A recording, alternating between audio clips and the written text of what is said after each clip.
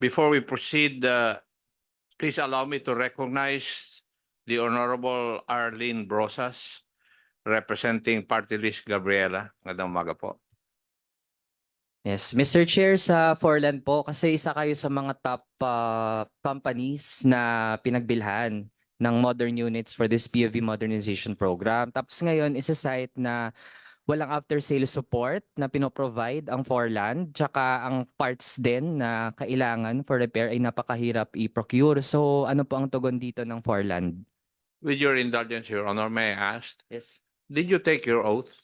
Yes, sir. The last hearing po. Thank you. Please proceed, Your Honor. Mr. Chair, good morning po. I'm Ronald Pabrea from Portland, Philippines. Ano po? I just came back po from Iloilo and Bacolod, Mr. Chair, Congressman. So binisita ko po ang mga naturang kooperatiba na tinutukoy po ng ating mga congressman at ng ating pong sinasabi po sa Region 6. Nakaraan ko pong bumisita sa aking mga kooperatibang ito, ay akin po pinag-aralan at tinignan po mabuti kung ano po totoong sitwasyon nila. Ano po? Sa sinasabi po na kami daw po ay kulang po sa after sales o di po kaya sa pyesa, sa tingin ko po sa mahigit pong 600 unit na ni-supply na po ng Portland, ay hindi po ganun ang katotohanan. Kasi po mahigit na po kami sa 3 taon nagsusupply sa pagtulong po sa PUB Modernization Program ng ating gobyerno. Isa po sa pinakamalaki pong kooperatiba sa Batangas City o sa probinsya po ng Batangas ay meron pong 87 units ng Portland. Kami po hindi nakatanggap ng anumang ganitong problema o di po kaya reklamo tungkol po sa aming pagbibigay ng serbisyo. Kasi nga po, hinanap ko pong mabuti kung ano po yung katotohanan sa Iloilo. Gusto ko pong sabihin sa inyo lahat kung ano po talaga nangyayari para po sa inyo. Ano po? Ang kooperatiba natin po isang multi-purpose cooperative. Hindi po siya transport cooperative.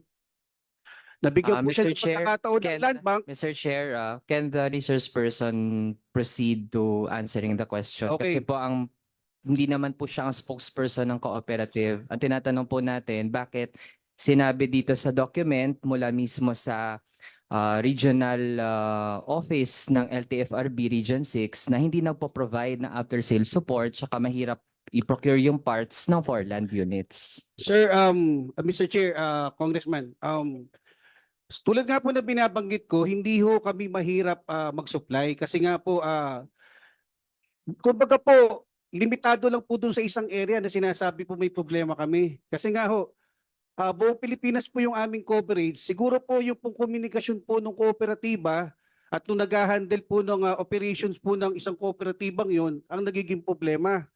Siguro po kung sila po daglian nakikipag-coordinate sa amin ng tama, hindi po may experience ng kooperatibang ito yung mga pangyayaring yon.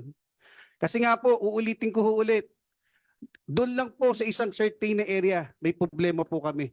Kasi po, doon po sa mga area po namin sinuplayan sa ibang Mr. lugar po sa Chair, buong to Pilipinas. save time, no? Kasi ang pinagbabatayan po natin, document mismo, galing sa LTFRB. Ang sinasite pa nga po ng LTFRB dito, these findings underscore the need for strategic solutions, including exploring alternative after-sales support. Ibig sabihin po, Mr. Chair, kung nag-uusap po tayo kapag government official to government official, then may nakita pong problema yung LTFRB dun sa paano tumutulong yung mga kumpanya after sila pinagbilhan ng units. So, Mr. Chair, lalo kung may ganitong finding naman yung ahensya, for us to have a more general approach na lang din, hindi lang sa Forland, pero pwedeng sa iba ding mga kumpanya, then I would insist na mag-take charge yung LTFRB as we have heard kanina, na we hope that they will indeed be proactive dun sa paano sila nag-check ng mga units na binili, lalo na kung madali pa lang masira at nangangailangan agad ng repair. Mr. Chair, may last topic before Mr. Chair, I... kung baka sakaling makatulong yung Ah. sasabihin ko dun sa issue niya. Can you allow me? Ah. Siguro ang right question that we wanted to explore, no? Yes, Kay sir. Mr. Ronald Pabria. Yes, sir, Dan. Yes po, Ah, Congressman. sa contract nyo with the cooperative, did you included the preventive maintenance services? Of course, sir, we're issuing a certificate of parts availability po na sinasubmit po namin sa bangko. Exactly. That's the reason why I'm asking. Kung meron kayong preventive maintenance services, how much will it cost for the cooperative to pay on a yearly basis? Sir, as part of the program of Portland, Hindi, Philippines, magkano lang? Sagutin mo lang, brother. sir, I don't have the bare figure kung magkano po yung Does it magagastos. range from 200 to 400,000 Ah, per 10 kilometers? Sir, Kasi- ang PMS po kasi ng ating mga units every 5,000. Anong tinatanong ko yung what is included in the contract between you and the cooperative with regards to the preventive maintenance services? Kasi kasama yan eh. After sales yan eh. So, how much will it cost for the cooperative to pay you as the manufacturing company doon sa ibabayad nilang maintenance services 6 times a year? Sir, 6 times, maybe sir, probably around 8 times yun po yun, mag-PPMS po see, sila. So most correct. probably sir, 100,000 per unit po. See, 100,000 unit. Per unit, boss. Per unit. 100,000 pesos per unit per year? Yes, Or sir. per Per year po. per 10,000 kilometers? Yes, every 5,000, sir. Every 5,000 kilometers. Yun nga, Congressman Manuel, yun yung sinasabi natin. Kasama sa contract nila yung preventive maintenance services. At sa contract nila, nakalagay yung magkano per unit ang ilalabas ng kooperatiba para bayaran sa kanila mismo yung preventive maintenance services. And the reason why I'm asking this is, kung hindi kayo nakakapag-deliver sa kanila, tapos you are in their contract, they cannot buy any other spare parts in any other service provider. Then ang problem, kung wala kayong i-deliver sa kanila at nakakontrata kayo, dapat well maintained, wala sana magko-complain. But unfortunately, sinasabi ni Congressman Daniel Manuel na merong sinabi ang LTFRB na nagko-complain sila. So kung meron kayong kontrata with the PMS, nobody will complain. 'Di ba? Kasi nakakontrata kayo eh. Sir, can I answer, sir? Yes. As I was saying po, galing po ko ng Iloilo tsaka po Bacolod. Ano po? Kasi po binisita ko yung mga kooperatiba nga ako nakakuha po sa akin sa lugar na yan. Pagpunta ko po sa kooperatiba natin, sir, isa lang pong unit ang may problema. Lahat po usable. Andito po yung aking mga video, andito po yung mga picture na binisita ko po yung aming mga unit just to assure po na hindi po ganun ang sitwasyon ngayon ng kooperatibang hawak namin. Okay, with that siguro tapusin ko na, no? So can you kindly submit to us yung contract ng Yes, sir. cooperative sa We will, inyo? sir. And for that matter, Mr. Chair, siguro yung iba na ring mga manufacturing company that have their contract with the cooperative, kasi doon natin makikita yung mga nakakontrata sa kanila at makita natin kung ano yung gastos ng kooperatiba eh. Kaya bakit sila yung ibang mga kooperatiba bakit nagko-complain dahil nga they're about to what you call this, nasa verge na sila of collapse kasi nga sa dami nilang binabayaran. Hindi lamang yung monthly amortization but with regards to that maintenance and at the same time yung gasoline pa nila, tapos yung pang sweldo ng driver. So ang dami nilang babayaran na nandito na sila eh. At tapos nasisira na yung kanilang mga sasakyan. Kaya ang problem is baka hindi lang matuloy yung pagbabayad sa land bank. Yun ang worry namin. So pakidala na lang po yung kontrata. Okay po, Congressman Dan. Thanks for that intervention, Kong Fernandez. And for the record lang, Mr. Chair, kasi ang sabi po dito sa report ng Technical Division ng LTFRB Region 6, hindi po isa pero 5 yung under repair na mga units and 14 po ang standby. Ganyan. Mr. Chair. I was about to proceed actually to my next topic. Mr. Chair, follow up lang din po kasi na-raise din last time na yung mga nag-withdraw or those who intend to withdraw from being members of cooperatives or corporations, hindi po nila mababawi yung kanilang prangkisa. So, ayun, pumasok sila, sinurrender yung prangkisa, pero kung may mga problema dun sa co-op or corporation, lalabas sila, iwan na nila yung franchise nila. So na-raise na po ito, Mr. Chair, last time. So now we would like to follow up kung napag-usapan na po ba ito ng LTFRB at ano po ang kanilang tugon sa ganong sentimento. LTFRB. Now you have the chance. Yes, Mr. Chair, thank you po. Mr. Chair, babalikan ko lang po yung ano kasi meron dalawang information na we gathered while we were listening to the representations made by the manufacturer. Yung DOTR po currently is enhancing the guidelines for the certification of manufacturers and isasama po doon yung nirelate po kasi yun ng DOTR doon sa requirement po nung RA 4136 at saka anti-carnapping law on the accreditation of manufacturers, assemblers, importers, dealers, and rebuilders. Dun po sa, which is being handled by LTO naman po, yung accreditation ng MERDOS. Yung pong accreditation ng manufacturers, among others, will be enhanced to require an undertaking that they will submit an after-sales availability undertaking with a list of their service centers, repair service centers moving forward po. And second, the draft of the guidelines as of now is included as one of the key performance indicators, the after-sales performance, which will be measured and participated in by the stakeholders like the cooperatives moving forward po, Mr. Chair.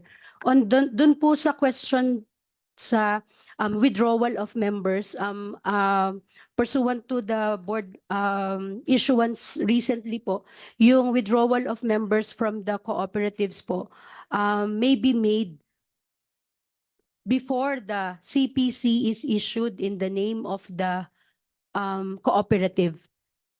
Previously po, wala pong ganong issuance or policy yung LTFRB. So they take it as there is no authority or there is a prohibition. Mr. Chair, para lang po to save time. Kasi po, based Last, po so far sa last na. Yes, Mr. Chair. Based so far sa sagot, parang status quo pa rin, no?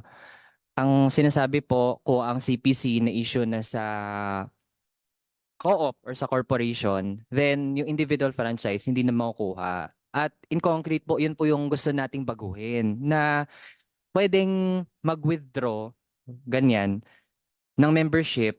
Tapos kasama sa withdrawal ay makukuha ng individual na driver yung kanyang prangkisa. So, yun, again, Mr. Chair, napag-usapan na po ba yan at meron po bang na-explore na changes sa policy ng LTFRB?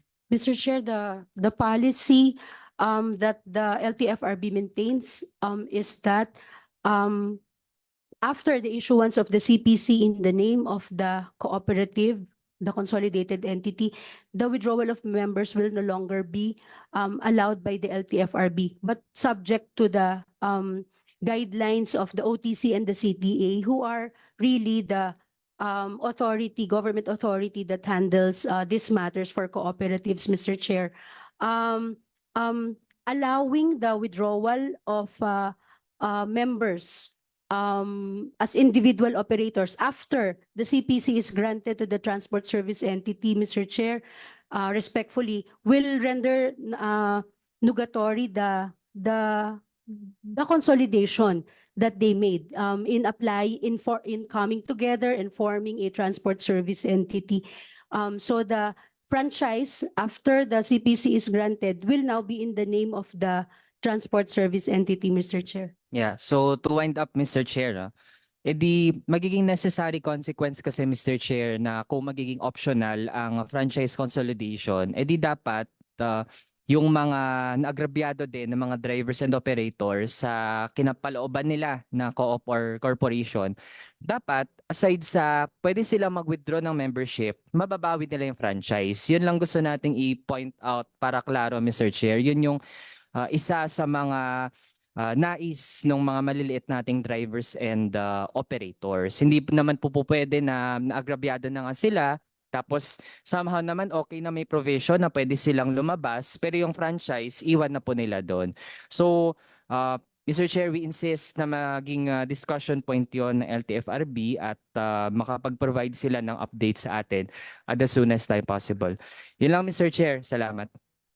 Thank you, Your Honor. I would just like to remind yung OTC, yung request ni Honorable Fernandez for you to get a copy of all the service contracts, Your Honor.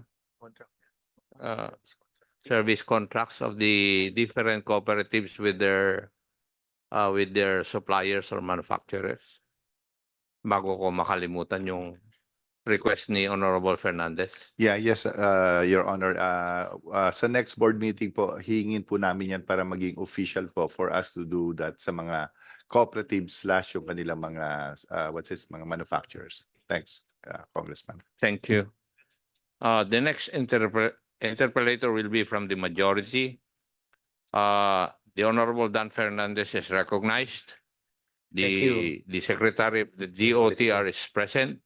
Kasi ikaw ang nag-request. Yeah. Oh, yes. Thank you so much, Mr. Chairman. At thank you, Mr. Secretary, for coming over. No, we have been conducting so many hearings already, and it's been the 5th committee hearings today. And of course, without the head of the department, we will be in the gray area. No, and now that you have been here, no, and can we possibly ask if you have this luxury to tell us or share to us, no, with us the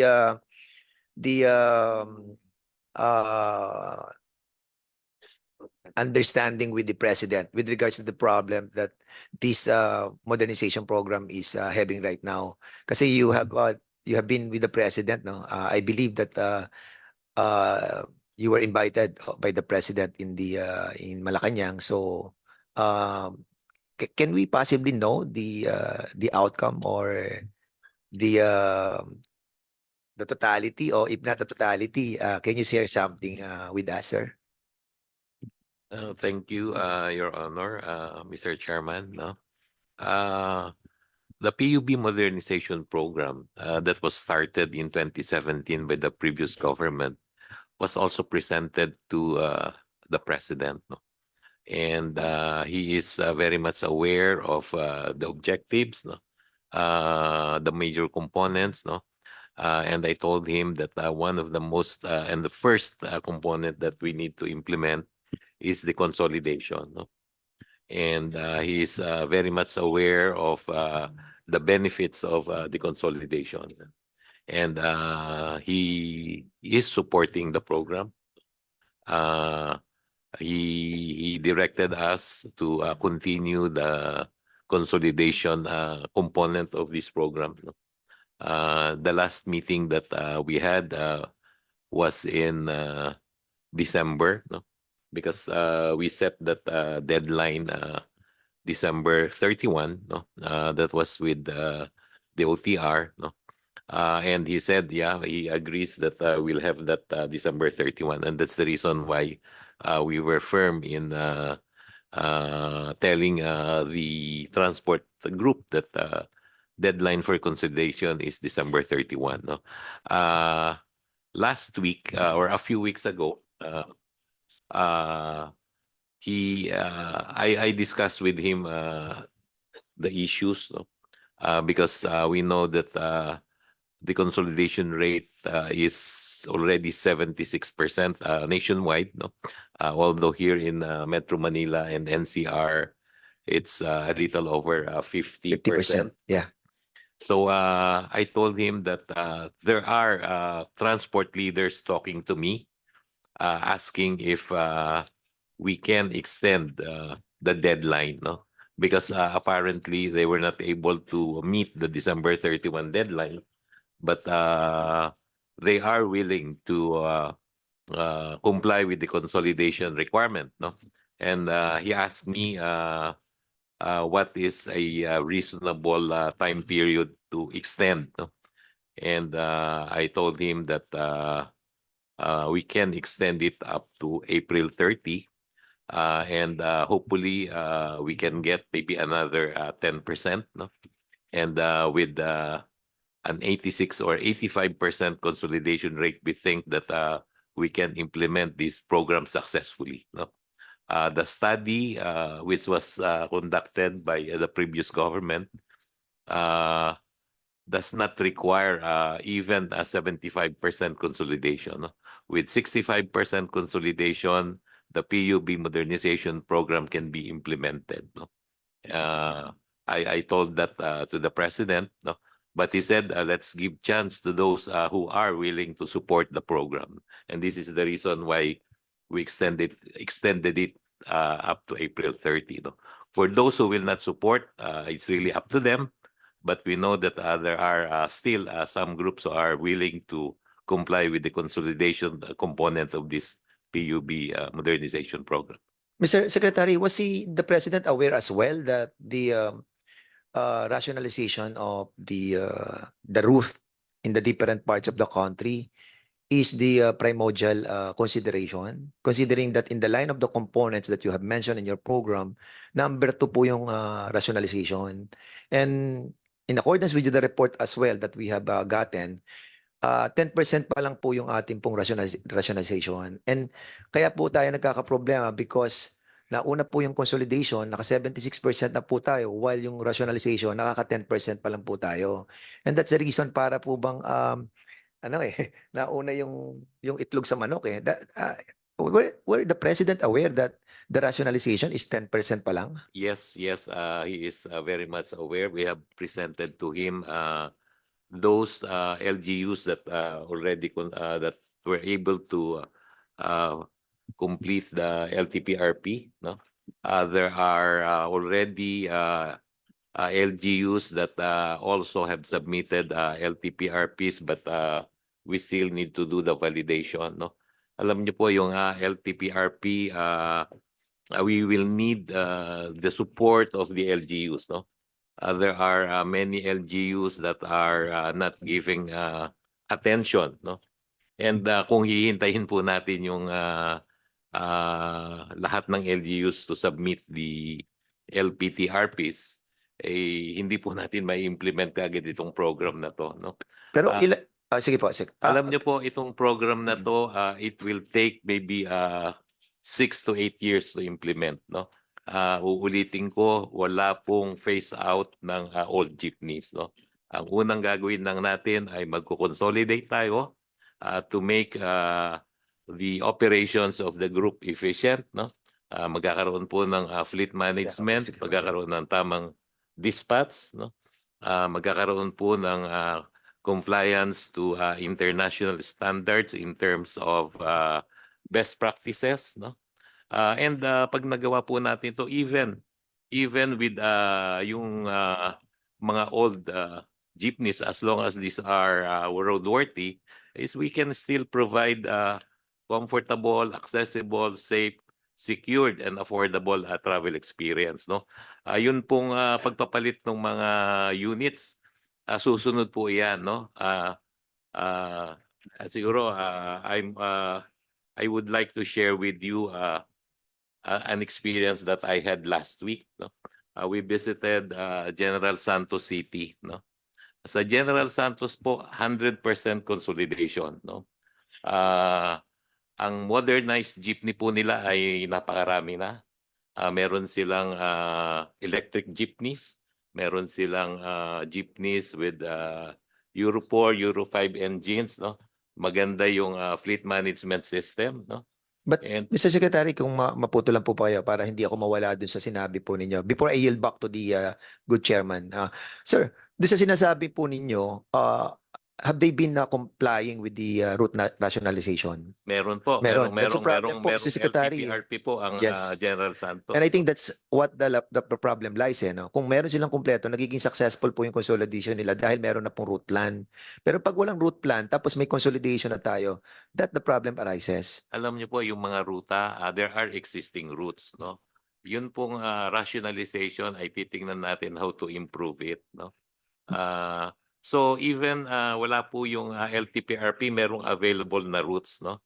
And yung ruta na yan ay pwedeng mag-operate itong mga modernized Sige, jeepneys. before I continue my line of questioning, I yield back to Your Honor, may our I, chairman. Yes, sir. following your line of questioning, did I hear you right, Mr. Secretary, that you are not going to phase out the traditional jeepneys? As long meron po tayong period to phase out po, ano. Unang-una under dun sa ating franchising guidelines, no. Kailangan po bago ma-phase out yan ay meron na tayong approved LTPRP, no. So hangga't wala yung LTPRP, hindi natin mape-phase out yung mga jeepney na yan. We'll allow them to operate as long as these jeepneys are roadworthy, no? Yes, I asked that question, Mr. Secretary, dahil may mga cooperative na awarded supposed to be 60 units pero ang naibigay lang ng bangko ay 15 units. So ano ang gagamitin na sasakyan? Maybe there's a logic behind. Pabayaan muna natin yung sinabi nga po ninyo na hindi i-phase out yung traditional jeepneys. But the problem is, there was an issue nung last hearing na hindi i-rehistro itong mga jeepneys na ito. Ha? Hindi consolidated. Pag hindi consolidated. That issue was brought out in the last hearing. Diba? Sinabi nga ninyo, after April 30, when the deadline for consolidation ends, hindi na nga pwedeng i-rehistro, hindi na pwedeng tumakbo yung hindi nag-consolidate. Now, what is the stand now, the DOTR, dito sa issue na ito? Kasi nag-iiba eh.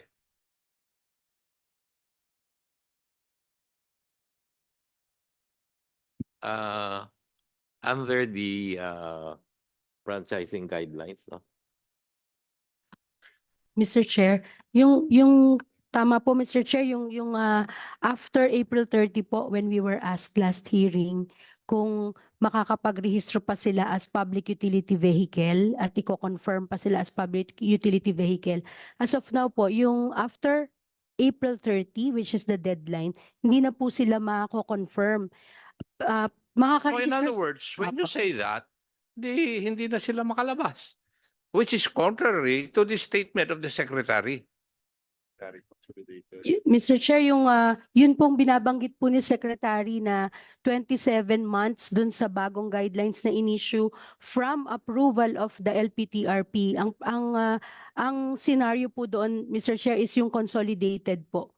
Mr. Chair, he was trying to explain, Mr. Chair, that the refleeting ng pagpalit ng mga modernized units ay pinahaba hanggang dun sa approval ng LPTRP. In fact, 27 months yung maximum from the approval of the LPTRP bago pa sila mapapalitan ng bagong units, Mr. Chair. So, the specific question, after April 30, may re-registro pa ba yung hindi nag-consolidate? Second question, makapag-apply ba sila ng ruta nila after April 30? Specific na yung aking tanong. Mr. Chair, Sagutin po ninyo yung tanong ko. Mr. Chair, hindi na po as public utility vehicle, Mr. Chair. So, phase out. Akala ko ba gradual ang phase out ninyo? For At sinabi rin ni Mr. Secretary na pwede silang no phase out. Mr. Kaya nga tinanong ko if I understood the answer of the Secretary well. Mr. Chair, that is why the Secretary is explaining that the industry consolidation component is really the first component that the government is undertaking to Industry consolidation. Opo, Mr. Chair. Oh. Tinanong ko na rin yan eh. Kung may consolidation ba, may problema? Kung walang consolidation, may problema ba?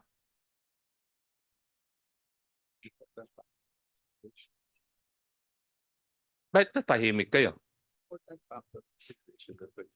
Kasi as Madam Stella Kimbo stated in the last hearing, if I remember it right, di ba tinanong ko na Yuse Quebra, yung consolidation, would it mean consolidation of franchises or consolidation of the operations of the public utility vehicles? Both. Mr. Chair. Now, are you the one supposed to answer that or Yuse Quebra? I brought that out. The Honorable Kimbo brought that out in the last hearing. No, sagot. Sino ang sasagot doon?